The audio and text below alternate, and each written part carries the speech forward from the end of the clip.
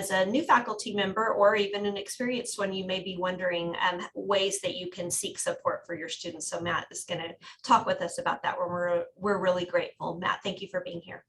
Absolutely, my pleasure. And I'm going to try to share my screen. Hopefully that is working. Pull up the PowerPoint.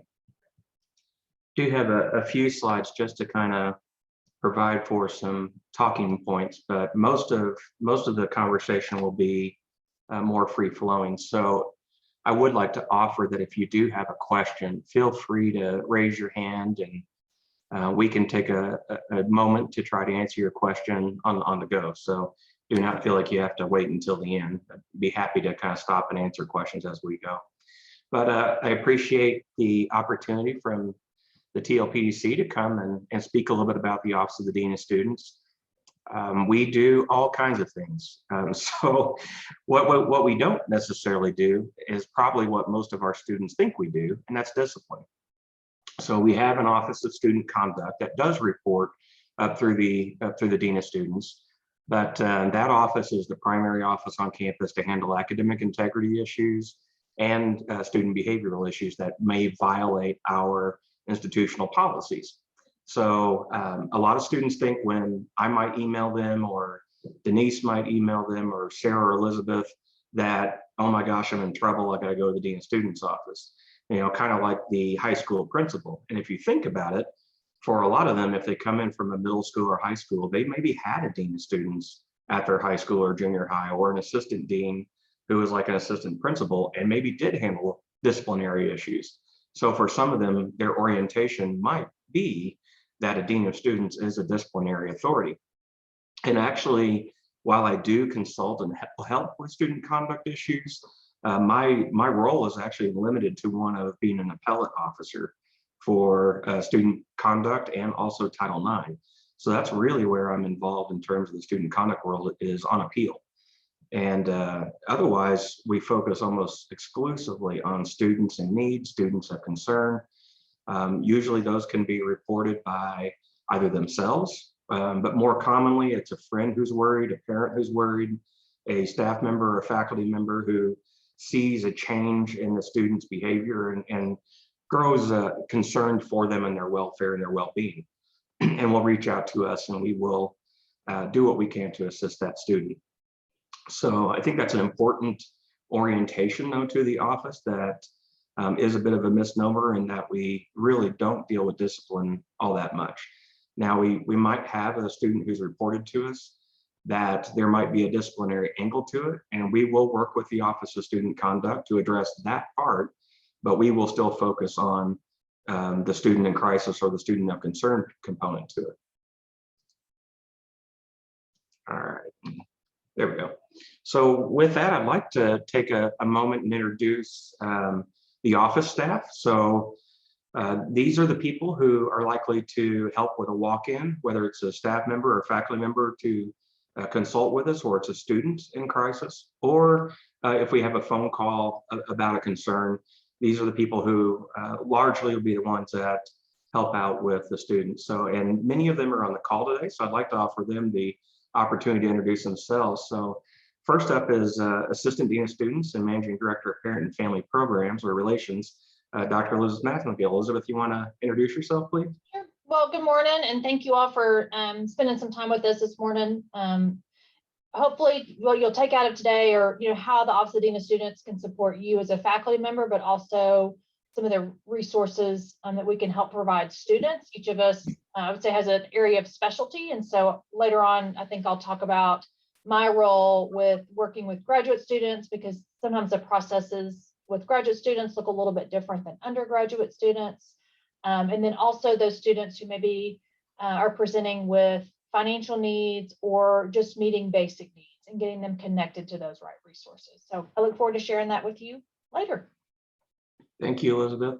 Next up is our other Assistant Dean of Students, and not other by any means. She's a rock star, Denise Tijerina, who provides largely support over undergraduate students, is also our main case manager in the Office of the Dean of Students, co-chairs the behavior intervention team with me, and focuses on elevated student of concern cases. Denise, would you mind introducing yourself, please? Oh, you're. Sorry, now I'm back here. My name's Denise, and like Dr. Gregory said, my primary role is working with undergrads that mainly live off campus, and then helping our housing their Chris Medley in the halls, working with students that are on campus, case managing a lot of students and co-chairing the behavior intervention team. So my day-to-day work that we'll go over a little bit later is students all day long, and help get them coordinated for people to reach out and resources. So we'll go into more specifics in a little bit. So I'm glad you have it. Huh? I said, thank you, Denise. You're welcome. And we have another superstar to introduce herself, Sarah Cuevas. She's a program manager within the Office of Dean of Students, and also works like Denise, mostly with undergraduate students. She is kind of our point person in terms of helping students that might have academic needs that maybe like a department chair or associate dean of a college would not necessarily address. So it's those kind of academic kind of problems, might be an academic crisis or concern that Sarah would assist them with.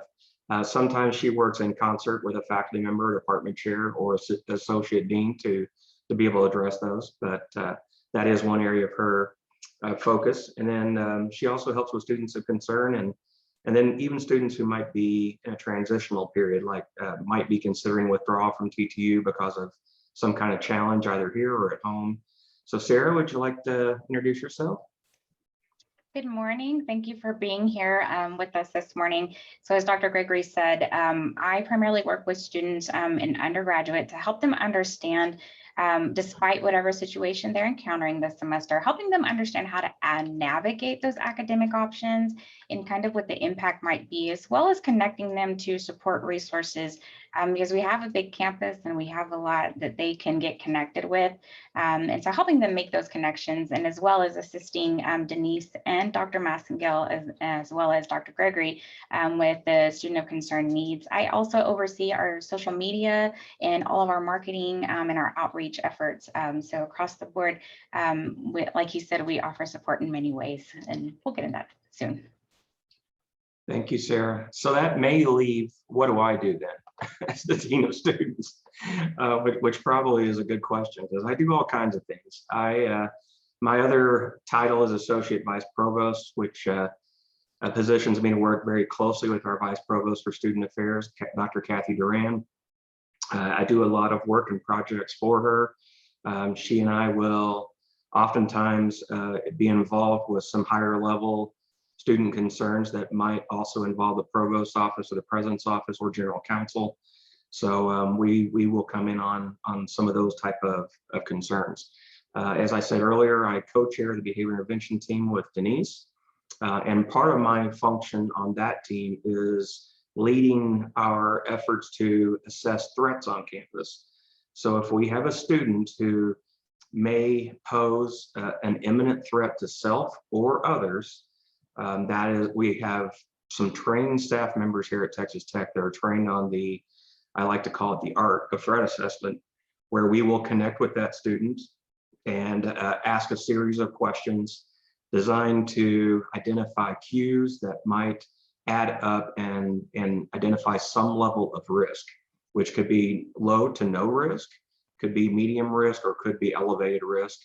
And if, of course, it's elevated, then we're likely involving General Counsel and Texas Tech Police Department in our response. Thankfully, we don't have a lot of those, but from time to time we do.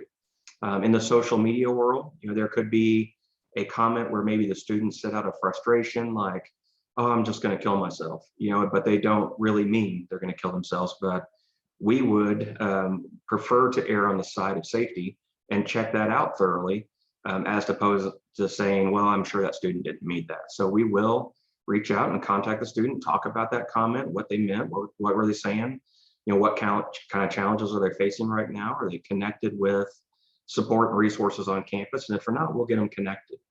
In addition to all that, I supervise the Center for Campus Life, which includes our Spirit program, fraternity sorority life, our student involvement, student organizations, and let's see, I have risk intervention, safety education, or the RISE office, which is wellness and health and education, and then student counseling center, and also, as I've alluded to, student conduct office.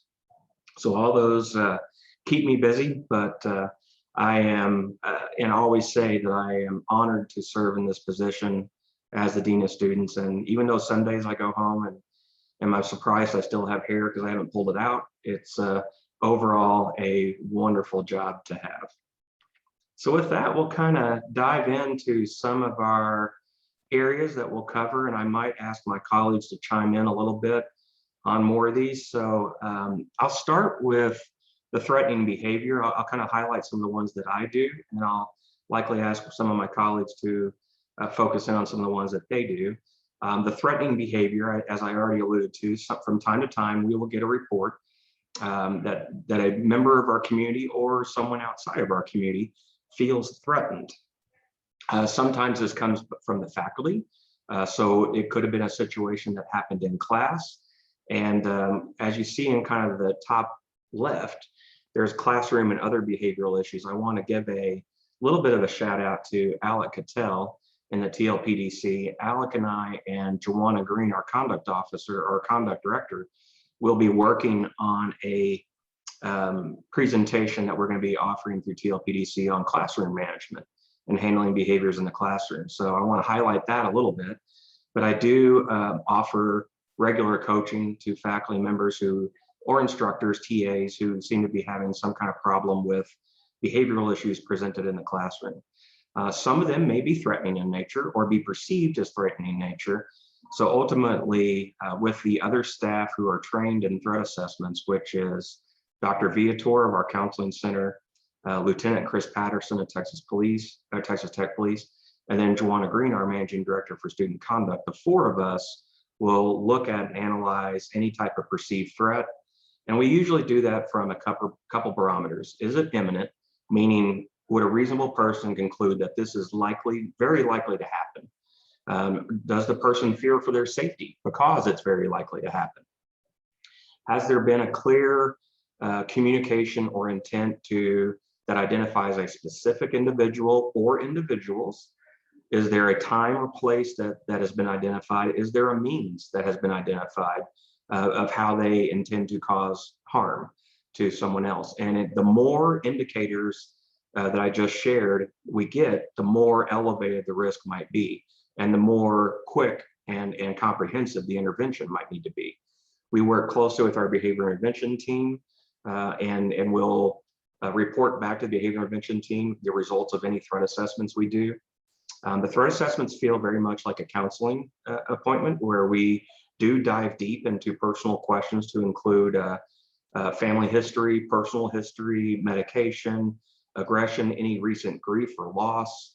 All those factors could be indicators to why someone might be moving in the direction of possible harm to either self or others. So that's a little bit about threat behavior.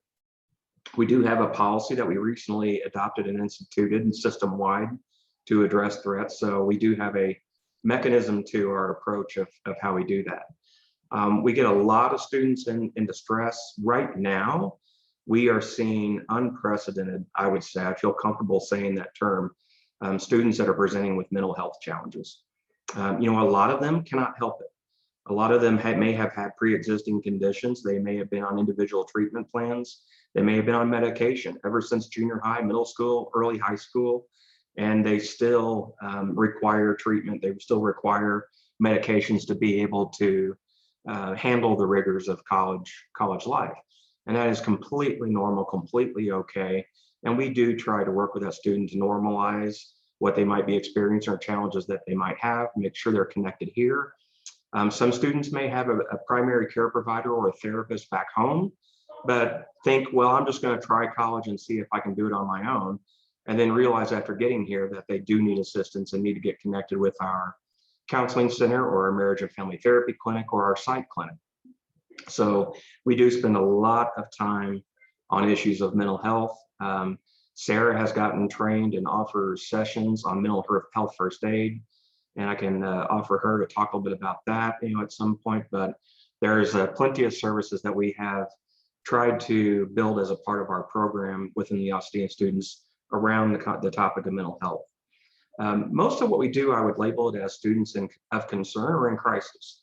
So whether the student themselves or someone else has perceived the student is of concern, and that doesn't necessarily mean self-harm. It could mean a shift in appearance.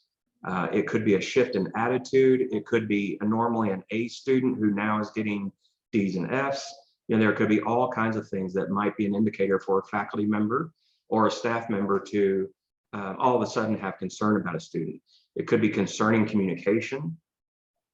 We get a lot of reports of email-based communication that might be perceived as concerning, whether it's challenging authority, whether it's cursing in the email, or taking some luxuries about providing feedback to instructors that might be inappropriate, unprofessional. And we try to work about how to respond to that, how to handle that, and usually try to work with the faculty member to be able to navigate that circumstance with the response coming from the faculty member.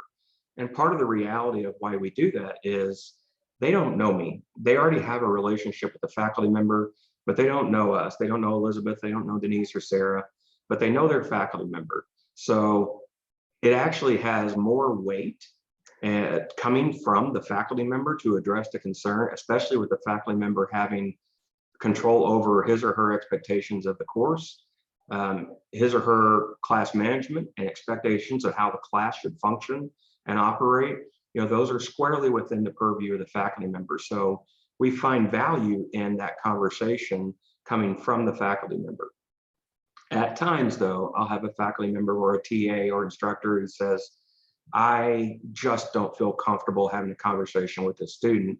The student scares me, or I question how safe it would be if I met with the students. And we'll offer either to bring a colleague in and sit with them for the conversation, or if it's absolutely necessary, then someone from the Dean of Student Staff might reach out to that student and ask them to come in for a conversation. We tend to try to work through the faculty member or the department chair first, though, because keeping it closer to the source, especially if the student is a program student or a student of that department, it's very well likely that other faculty in the same department might have interactions with that student in subsequent semesters. So if the department is able to own the response to that student, it might help them down the road should more concerns present, like in another class, as opposed to us intervening every time. But like I said, we're happy to stand ready to intervene if we need to, or at the minimum consult and help devise what that response might look like. Let's see. We work with parents a lot, and actually most of our parent calls will funnel to Elizabeth and our parent and family relations department. We also work with students a lot on financial concerns and financial stress. And with that, Elizabeth, do you want to talk a bit about our interface with parents and students who might be experiencing some sort of financial crisis? Sure. So, we have the Department of Parent and Family Relations here on campus, and the purpose of that department is to help serve parents, help to provide them education about programs and services on campus. Gives them a place to call when they have questions or to reach out to. It also serves as a place to get them connected on campus where it's appropriate and to have them come back to campus. So we do some fun things with families too, like Family Weekend, which is a traditional event for families to come, typically in the fall, to come visit their student.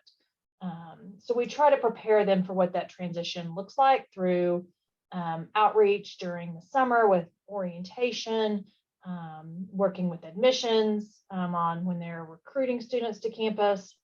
And throughout all of those different times, always communicating to families, if you have a question, if you're concerned about your student, you're welcome to call us so we can help provide that guidance for them. We also recognize that families don't listen to that and they just call wherever they want to call. They may call you as a faculty member, they may call the president's office, they may call, who knows? So it runs the gamut. And sometimes families have concerns that are substantiated. Sometimes it's just a matter of helping them understand this is part of the transition. I know we talked with a family yesterday whose mom was going to come pull her son out of school because he was too immature, because he was not going to class, having way too much fun, and sending his ex-girlfriend all sorts of Snapchats. So, trying to talk her a little bit off the ledge, because some of that is transition. Some of it may be that he's not mature enough and has to learn, but, really talking with them about, here's what this looks like.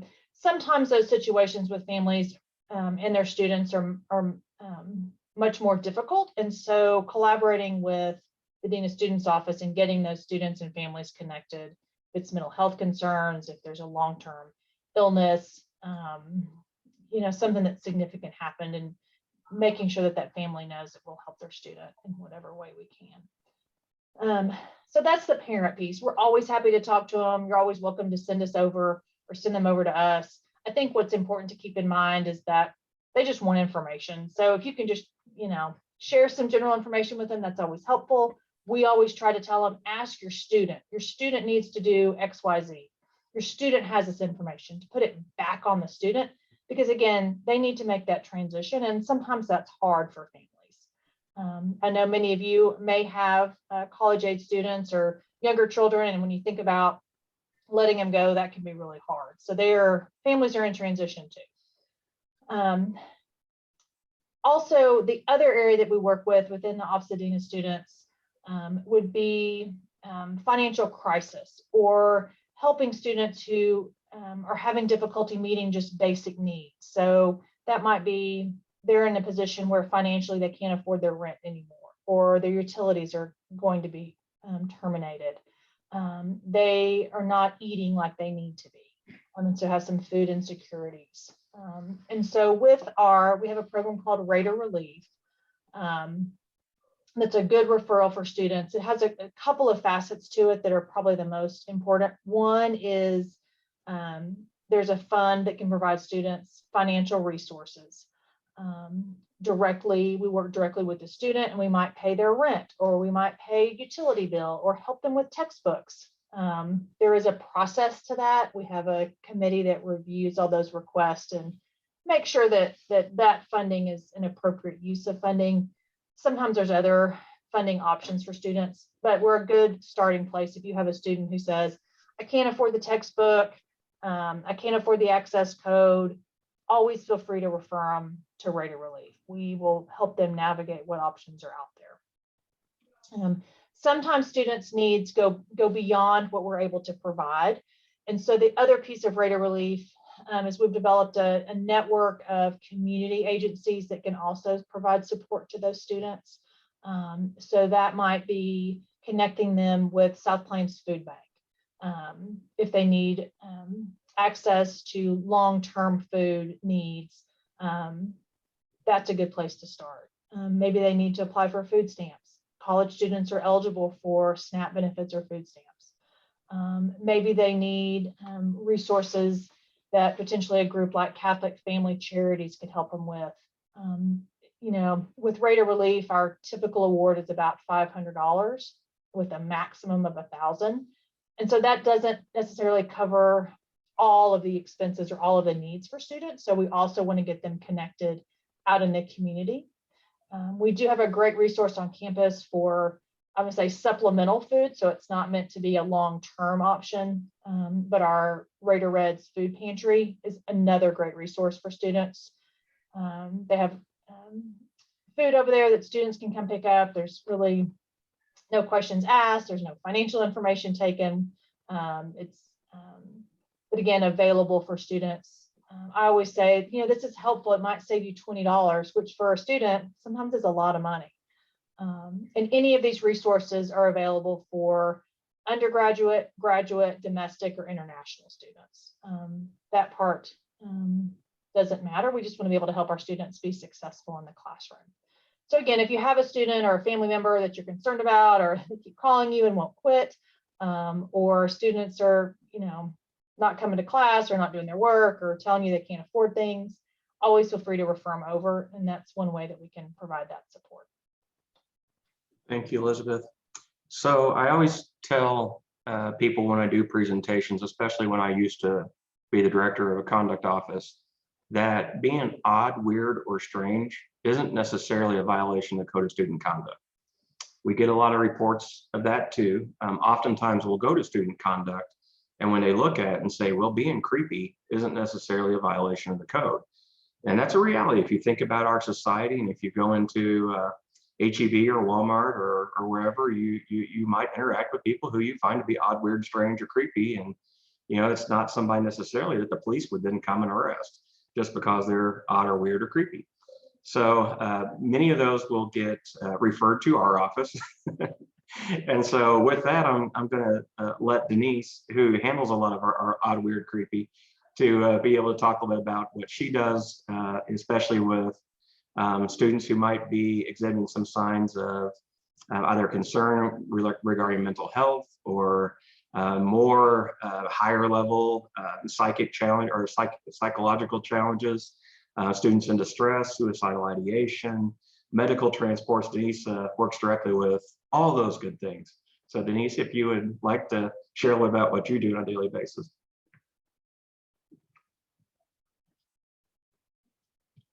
Sorry. Yes, thank you, Matt. That's probably a good way to describe it. I get all the odd, creepy, weird behaviors, and we've got to get them connected. So in my row, I work mainly with students that are more elevated, kind of critical. On the chart that you have, the ones that display paranoia, suicide attempts, suicidal ideation, emergency detentions, and a lot of the times in my row, meeting with the student, preferably, I know with COVID, it's a lot of it's virtual, but I enjoy meeting with the students face to face and coming up with a plan that's going to work for the student, even if it includes taking a break for a little bit. At this point, I'm coordinating what's going on with the student, bringing in their support system, reaching out to faculty through mainly academic status check, through email from our office. We are FERPA protected to communicate with one another. So I know a lot of the times faculty are hesitant to respond, but FERPA does protect you and protects us to communicate about a student if there is a need to discuss it. So I want faculty to be comfortable responding to those emails. Most of the time, we just need to know how the student is doing in the classroom. Is there any concerns that you're seeing? And we're going to bring that information to the student and their support system and help the student make a decision as whether they need to continue in the classroom, be able to have resources in place, or do they need to take a break? Part of making that decision too includes our business services, because a lot of the time students don't want to take a break because there's a financial hardship to it. And we work a holistic approach for that student to be able to take care of what's going on for them.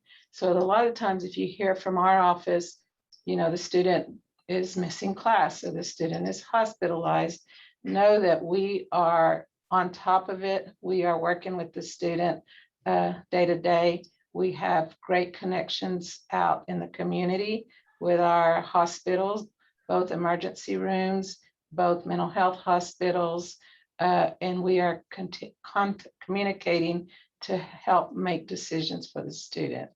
Now, if the student displays paranoia or something in the classroom, you teach a English class and they're talking about something else completely off topic, we look to our faculty to talk to the student, address the student to see, hey, what's going on with you, and share with the student. If you're not, you're the instructor of the classroom, communicate with your student. If you find that this is not feeling good, the gut feeling, or you're not comfortable, it's okay to tell the student, hey, I have a colleague over at the Dean of Students office. Let me get you connected with them, and they will be calling you. At that point, absolutely send them to our office. you've kind of made that connection by letting them know that you are going to be contacting us and we will be reaching out to the student.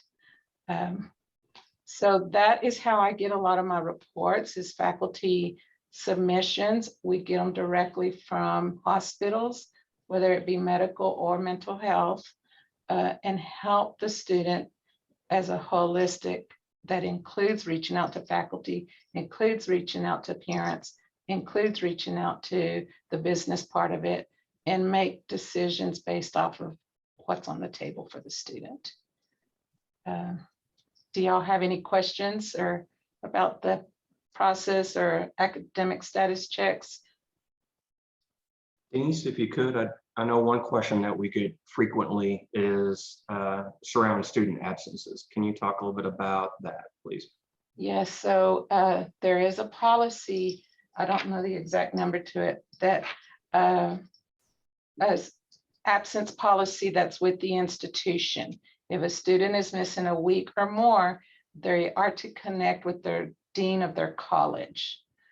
We do get confused a lot of the times with the dean of the college. If it's going to be more than a week, students are referred to our office, and we do request documentation that is housed here, and we'll send a courtesy faculty notice out to the faculty, well, the associate deans of the college, and then the associate deans will send it on to the faculty member for class absences.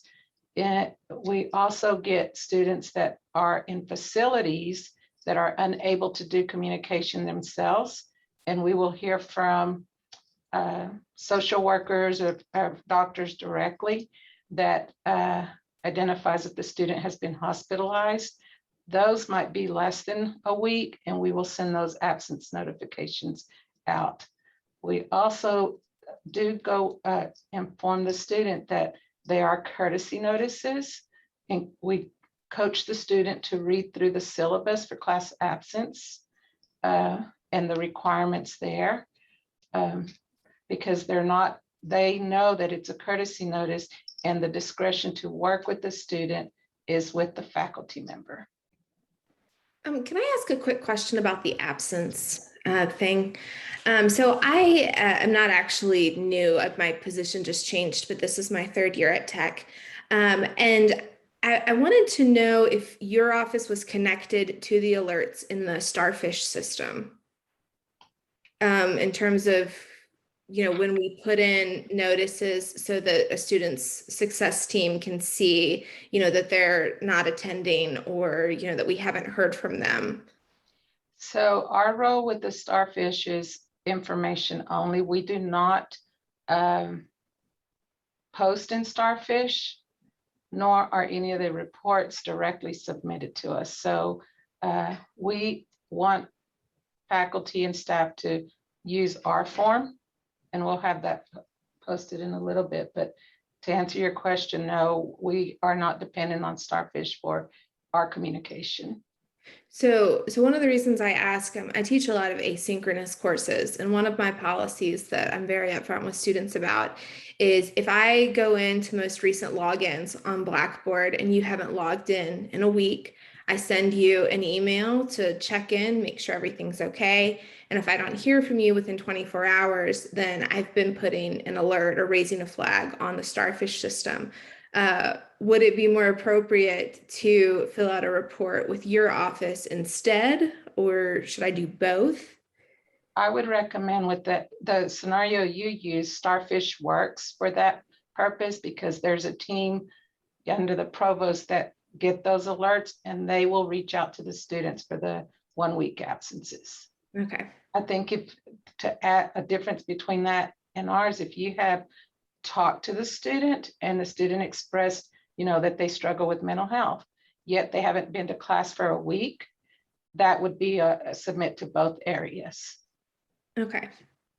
Yeah, there's a team under Dr. Hughes in undergraduate education that monitors the Starfish and will send the Starfish alerts. And they do the same thing, that if they see that a student is dealing with something that's more of a crisis or more of a long-term challenge, they'll reach out and contact us so we can reach out to the student. But any kind of shorter absences under 7 days, I think Starfish is an appropriate tool to use. Okay. Good question, Kelly. Yes. Okay, I think I'm done. I think we do have maybe another question in the chat. Yes, we have one from Dr. Wang who's wondering about a family member passing away. Will it be all right for them to submit a student of concern report about that? Yeah. Thank you. Yeah, Jennifer. Elizabeth, do you want to talk a little bit about the student death protocol and when we have a student who might have lost a loved one or someone close to them? Sure. So certainly there are times when students lose family members. And, sometimes that has a bigger impact on a student than others, depending on how close they were to that loved one. If it's an immediate caregiver, usually mom or dad or grandparent or aunt or uncle, that would be their immediate caregiver, that can be more traumatizing. And sometimes a student will have to be out for a longer period of time. So I think in that case, if they're saying, I've got to go help with funeral arrangements, I've got to help with the estate, I'm going to be in and out for a couple of weeks, or, really having a difficult time with the loss, referring them to the Office of Dean of Students is a good place to start. Sometimes with that loss, it's not as big of an impact, so the student may just need to miss class to go to some services. I think in that case, a referral is not needed at that point. It's just you working with the student to either excuse absence or allow them to make it miss work or whatever that is according to your syllabus. So that's a student losing a family member. Unfortunately, we also lose students. Students do pass away. That just happens. We have a large student population, and things unfortunately happen to students. So if you become aware of a student who does pass away, then part of my responsibility is to work not only with notification within the institution, but also work with the family. So again, sometimes that impacts faculty more than other times, depending on the type of class that you're in, how much interaction you've had with that student, maybe how much interaction other students have had. But certainly if you become aware that a student passes away, please do refer that to the Dean of Students office and know that typically I'm the one who will be in contact with the family and coordinating outreach and support for them. And then also we'll reach out to any of the students that were impacted directly who may need some support. There are some situations that have a larger impact on our campus community, and you may get notices that we would send to the associate academic dean of the student's academic college that would say, this student who's in your class has lost a friend, they may be, please give them some consideration for absences, particularly if it's like a roommate who passes away or a sibling, or in some cases like that. We do send those requests out and you'll get those. But if you ever have questions about them, we're happy to answer those as needed. And Jennifer, to the second part of your question about letting the student know you're submitting a student of concern report, I think that just shows that you care about them and that you're wanting to get them connected with resources and support. So I don't think there's any problem whatsoever just saying, I'm so sorry for your loss. I'm so glad you told me. What I would like to do is submit a student of concern report to the Dean of Students office. They have all kinds of resources and support that they can offer you. So I just wanted to let you know before I submitted that report, just so you weren't surprised. And I think, 9.8 times out of 10, the students can be very grateful for that offer of assistance. So thank you for that question. The last kind of part that I want to be able to highlight, and I'm going to ask Sarah to unmute and chime in, is from time to time, we have students who might indicate a desire to withdraw and what that process might look like. So sometimes students are, referred to our office to decide whether they would like to withdraw or drop courses. And one of the most important things that we do in working with them is identifying the difference between dropping a single course and withdrawing from the term. So when a student decides to withdraw from the term, they are actively taking themselves out of being enrolled for this semester only. They are not leaving the university as a whole. Their admission status with the university does not change. They're just not actively enrolled in courses. So for example, I'm working with a few students this week who, due to various reasons are looking at taking, a year break from their studies. So what does that look like? Helping them understand the withdrawal process. It's an all or nothing process. So it would be all courses. On their transcript, it reflects as W's and it does not impact their GPA. And so what happens is they remove themselves in the system. And when they're ready to come back, we help them go through the steps to reactivate their student, their account. And so essentially it's labeled potentially as reapplying, but it's reactivating that process with them. But in the holistic, support that we give, we also help them look at the overall impact. What does that look like for their financial aid? If they live in housing, what does that process look like? If they are connected with, our health services, how does that, care lapse over with that? As well as, what does it look like for their program? Some of our programs do have requirements that they have to meet to get back into their colleges. So helping them understand across the board what that looks like. And then the difference with dropping, you can do single courses. It does not impact their GPA. The only difference is there's dropping with penalty and without penalty. So without penalty typically takes place in the first 12 to 20 days of the term, and it allows them to remove a course. It shows up as a DG on their transcript, and they likely can get a refund for the course. After that date passes, they can drop with penalty. The penalty simply means in the state of Texas, students get 6 drops they can utilize throughout their undergraduate career. No questions asked, they can utilize the drop in RadarLink, and it shows up again as a DG on the transcript, and it does not impact the GPA. And so sometimes they're, a little, it can be overwhelming. Do we need to do a single class or do we need to do all of the classes? And we work with them actively to help them make that process seamless. If we know we need to take that break for our well-being, we help them in the entire transition process. So when they come back in, they're set and ready to go. Thank you, Sarah. You're welcome. So want to talk just a little bit about revisiting an issue about classroom management and disruption in the classroom. So there's a few strategies, and I'll just give you a teaser of ultimately what we hope to be a TLPDC workshop in the near future. If you do have a student who seems to be disruptive, and that could be talking off topic, that could be interrupting you as the instructor, could be interrupting other students, could be disrupting group work. You can use your imagination of the range of behaviors that might become disruptive in the classroom.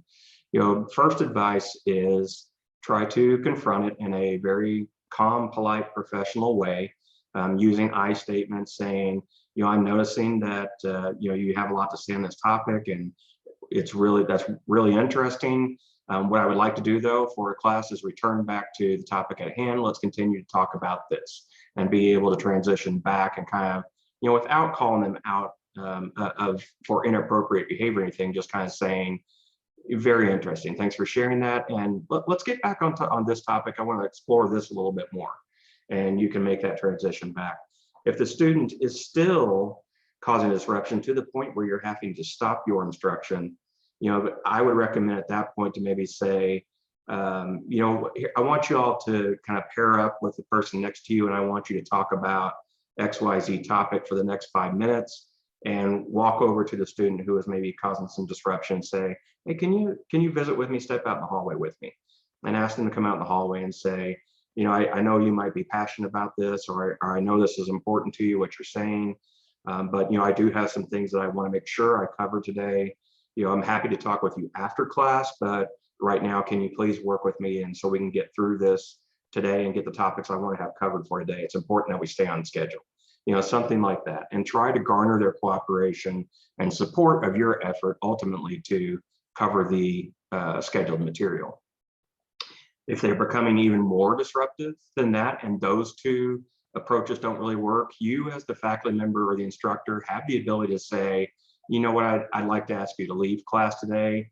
I will follow up with you and visit with you about my decision to ask you to leave. But at this point, I need you to gather your things and go ahead and leave. And I'll be in touch with you about talking about the next class. You do have the ability as an instructor to ask a student to leave for one particular class period. Now that if there is a desire to say, I don't want you ever to come back, that's a larger conversation, usually involving the department chair, associate dean of the college, oftentimes me as well, to try to find out what the presenting concern was, what the presenting behavior was, and why a longer leave might be necessary.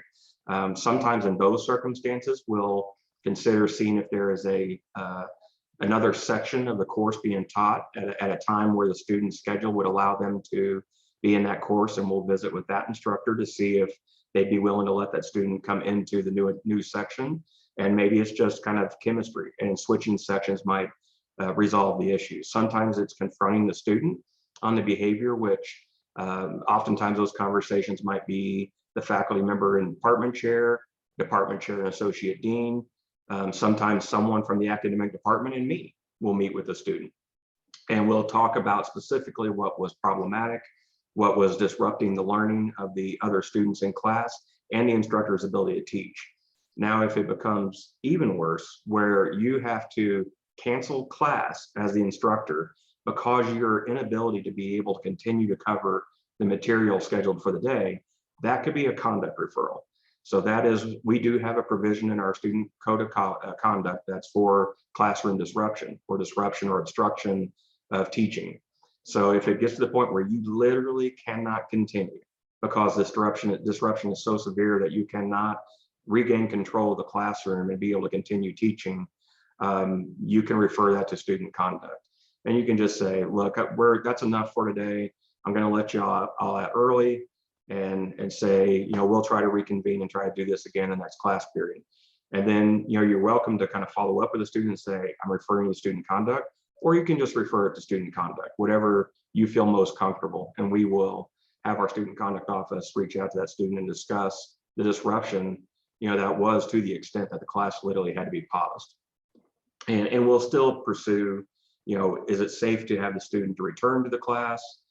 Should we consider a section switch? We'll consider all those based on the conversation with the student and how the student responds. In many cases, the student comes in and is very remorseful, very apologetic, realizes the harm that they caused to the class, and wants very much to try to repair that and to rebuild those relationships and to support the faculty member in being able to allow them the space to be able to run the class like they should. We've had non-traditional students who have been reported for maybe coming across as challenging of the instructor's authority, like, I don't even know why you're teaching this class. I know more than you do. Those kind of statements. I pay your salary, things like that. And please feel free to reach out to your department chair, your associate dean, or the dean of students office, and we will get our heads together and look at what happened in that given circumstance and try to figure out the best path forward to support you. So all those things will probably be forthcoming in that session that I keep talking about, but I wanted to briefly mention about the classroom management component. With that, how do you get a hold of us? How do you report something if you have something that has come to your attention that raises your concern either for the student's well-being or perhaps something behaviorally in the classroom that gives you pause, or maybe even in a one-on-one or advising situation? So the top of our page here, we have an online referral form for students of concern. This can also be found off of the Dean of Students homepage. And there is a button that is at kind of midway down the page that's called Raters Report. And I encourage you to familiarize yourself with that landing page because it offers all of our current reporting forms that we offer for any type of concern that might be reported by an instructor, faculty member, staff member, alumnus, parent, student on any type of matter. So there are multiple report forms. There's brief descriptions about each report form, so you can best choose the one that closely resembles your particular concern, and you can report that. But this slide does have the direct link to the student of concern report. But I say about the Raters report because there are plenty of other things that are available for reporting, and you don't have to worry about, am I talking to the right office? You click on that report, it'll automatically go to the right office based on which report you choose. So if it has more of a Title IX, sexual misconduct, sexual assault, sexual harassment component to it, and you fill out the sexual misconduct report form, it will automatically go to the Title IX office, and they're the appropriate people to review that report and respond to it. Likewise, students of concern, threatening behavior. Maybe you see evidence in your classroom of a student who you suspect might be being hazed by either an athletic team or a Greek letter organization or a student organization, or you hear a student talking about being hazed. There's a hazing report form that you can submit that concern to on the Raiders report page. What I tell everybody is, give us enough detail like you're telling a story. So what I want to be able to do is I want to be able to read that report and have a good understanding of what occurred as if I was there. So the more detail you can provide and the more narrative description you can provide, the better it is for us and the less questions we might have to ask you for clarification. But hopefully that is clear and helpful to you. Of course, you can always call us at 742-2984. I did not introduce her, but our senior business administrator is Tiffany Nell. So if you call our office, more than likely you're going to get Tiffany or Deborah Green or one of our student workers. But you can ask, is Denise, Elizabeth, Matt, Sarah, one of them available? I'd like to talk with them. And one of us would be happy to visit with you about whatever concern you might have and provide you direction if we can do so. Last little part that we want to talk about, and I want to provide opportunity for any questions that you might have. We often get the question like, okay, well, once I submit a student concern report, what happens to it? So that behind the curtain kind of thing, right? So when we get the referral, Denise is usually our point of contact for receiving any type of reports or referrals. She will review them and she'll determine internally where the best place to route that is, whether it's to me or Sarah or Elizabeth, depending upon what that report is about. She will then get it to the right person. We will look at it from an initial assessment of, okay, how critical is this? How much of a priority is this? Does it need to be elevated to the behavior intervention team? Does it involve a threat? We will look at it from an initial risk level to identify the priority of the report and where we have to put it and how quickly we might have to respond and address it. You will get an automated response once you submit a report that confirms that your report was submitted and is received by the Dean of Students office. So please trust that we are aware of it and we're in receipt of your report and we're initiating our process on the back end to respond to that. And then ultimately, we may have some additional questions for you. We may have some coaching that we would like to talk over with you about the class or about interactions in the future with the student. But more times than not, we end up reaching out to the student and making contact with the student directly. We are big fans of what I use the phrase of saying, putting eyes on, because we never know fully what a student might be experiencing. You might be seeing something that has raised your concern, but then when we actually talk to the student, we realize that the problems or the challenges that student is facing actually runs much more deep than whatever was initially reported. So we always like to try to do an assessment of that student. That's usually not a mental health assessment or anything like that, just kind of where they're at, what they're facing, what challenges they're facing, what kind of support they have, and then try to connect them with resources or provide some intervention steps to the best of our ability. And then, we often get the question, well, can you then tell me what happened? So there's this little federal law called FERPA that we're probably all familiar with, the Family Education Rights to Privacy Act. While it is permissive in nature, it is designed to protect student records. So maybe the details of the conversation we had with the student about the deep challenges and problems they're facing, we might not be able to talk fully about that. But anything germane to the class or your continued relationship with them or them being back in your class section, we can discuss those things. And if there's any advice that we might have from our conversation that we think would be helpful to you, we can share that. So there are some things that we can talk about, but we might not be able to talk about the full scope of our interaction with that student or conversation with the student. Yeah, your care, your concern, your compassion, some faculty say, well, I don't want to upset the student by reporting them. Well, first of all, they're not in trouble. When we refer them to Dean of Students office, I want to reiterate that for students in particular, that we're not the conduct office. But you reporting them or referring them is an act of your genuine care, compassion for that student, and wanting to get them some assistance and help, and ultimately see them be academically successful. And that's the goal that all of us want, including the students. So please feel free to use and frame that approach if you do make a referral, to let the student know, you know, I'm worried for you, I care for you, I want to see you be academically successful. As Denise said, I have some colleagues in the Dean of Students office. You know, it's not an office you go to if you're in trouble, but I would like to connect you with them. And you will be hearing from someone from that office fairly soon. And that's all you got to say. And then lastly, we got our QR code. So if you're a fan of taking pictures with your cell phone, now's your time. But we do have a few minutes that if you do have any questions, we would be happy to field any questions you might have. But do overall hope this was helpful to you. What questions might we have for Matt, for Elizabeth, Denise, or Sarah? We were that comprehensive, huh? We were that good. I wanted to add, Matt, to the reports, the facts to state. One thing that we do get a lot of is your opinion about the student, and just try to stay away from that. So you can say the student is crying, you know, red-faced, yelling because you witnessed that. What you don't want to say is, I think the student is depressed, or I think the student has an anger problem. Unless you're a medical professional that you can put that in writing, we encourage faculty to stay away from giving your opinion. So that's just a key point when you're document the facts of what you're seeing versus what your opinion is of the student. Yeah, great point, Denise. I always say the observable behaviors. You know, tell us about what you observed, what the behaviors that you observe, the speech, what is being said.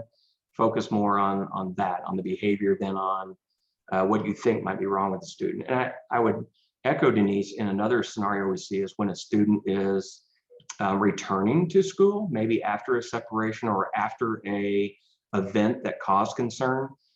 Future faculty might hear it from another faculty member or another instructor in the department, say, oh, that's that student. I don't want that student in my class. Well, I would encourage you to keep an open mind and recognize that hopefully through our intervention, or through the intervention of even off-campus providers that we might connect them with, that someone has made the determination that this student is well, has made marked improvements from maybe the last time that they caused a problem. And we feel that they are positioned more favorably to be academically successful.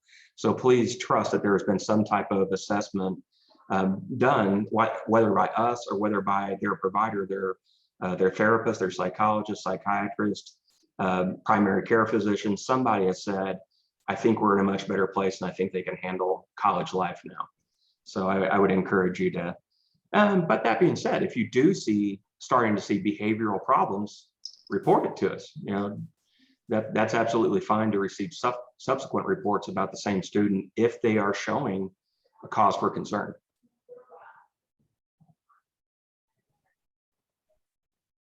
Carrie, thanks for your assist with some of those hyperlinks. All right, any other questions?